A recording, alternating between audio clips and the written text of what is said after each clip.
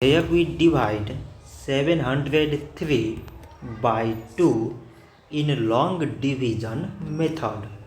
So 2 times 3 is 6. On subtracting we get 1. So now we put down this 0 and it is 10. So 2 times 5 is 10. On subtracting we get 0. So again we put down this 3 and 2 times 1 is 2. On subtracting we get 1.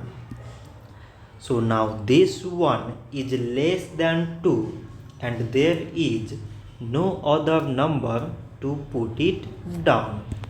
So we take here decimal so that we put 0. So it is 10 and 2 times 5 is 10. On subtracting we get 0. So 703 divided by 2 is 351 decimal 5.